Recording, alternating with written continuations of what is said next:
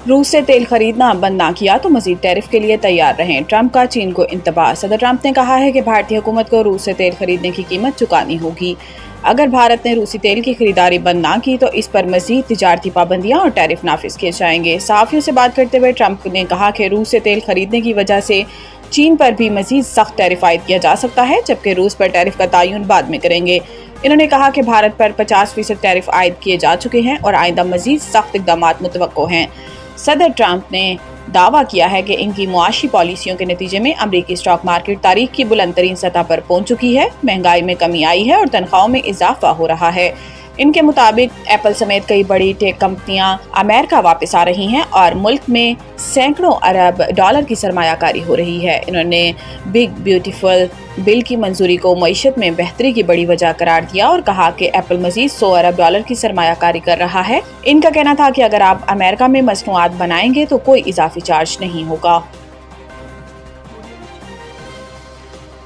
17,000 farm मालिकान 36,50,000 एकड़ ज़रई ज़मीन के मालिक। पहली डिजिटल ज़राअत शुमारी में इंकशाफ। इदारा शुमारियात की जानिब से जारी की गई रिपोर्ट के मुताबिक मुल्क के 17,000 बड़े ज़मींदारों के पास 100 एकड़ या इससे ज़्यादा रकबा है और वो मजमूई तौर पर 36,50,000 एकड़ ज़मीन पर काबिज हैं, जो मुल्क के ज़रई ज़मीन का 6% बनता है। दूसरी तरफ ज़रई फार्मों की तादाद में वाज़े इजाफा देखा गया है। 2010 में जहाँ 82 लाख फार्म थे वो अब बढ़कर 1,17,00,000 हो चुके हैं, मगर हैरान कुन तौर पर हर फार्म का औसत रकबा 6.4 एकड़ से घटकर 5.1 एकड़ पर आ गया है। रिपोर्ट के मुताबिक पंजाब हस्बे रिवायत ज़रई सरगर्मियों में सबसे आगे है, जहां 5.05 मिलियन फार्म पूरे 3.1 करोड़ एकड़ पर फैले हुए हैं। सिंध, खैबर पख्तूनख्वा और बलूचिस्तान भी अपनी अपनी गुंजाइश के मुताबिक हिस्सा डाल रहे हैं, मगर ज़मीन की पैदावारी सलाहियत में तफावुत नुमाया है। इस मरदमशुमारी का एक अहम पहलू बारानी ज़मीनों में कमी है। 2010 में जहां 84 लाख एकड़ बारानी ज़मीन थी, वो अब सिर्फ 49 लाख एकड़ रह गई है। ये तब्दीली न सिर्फ माहौलियाती खतरात की निशानदही करती है, बल्कि आबपाशी के निज़ाम की कमजोरियों की भी आकाश है। मस्तूंग में दहशतगर्दों के हमले में मेजर समेत 3 जवान शहीद। जवाबी कार्रवाई में 4 दहशतगर्द हलाक। पाक फौज के शोबा ताल्लुकात आमा SPR के मुताबिक 5 और 6 अगस्त की दरमियानी शब भारतीय प्रॉक्सी ग्रुप फितनतुल हिंदुस्तान से ताल्लुक रखने वाले दहशतगर्दों ने मस्तूंग जिला में सिक्योरिटी फोर्सेस की एक गाड़ी को देसी साख्ता बारूदी सुरंग IED से निशाना बनाया। हमले के नतीजे में पाक फौज के 3 बहादुर सपूत मादरे वतन पर कुर्बान हुए।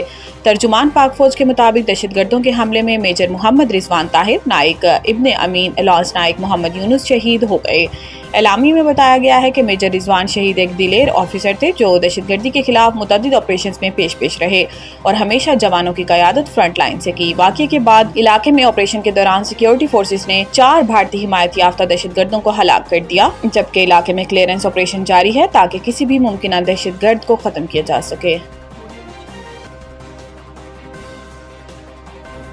सुप्रीम कोर्ट मजहब तब्दील और पसंद की शादी करने वाली लड़की को शोहर के साथ जाने की इजाज़त दे दी गई है।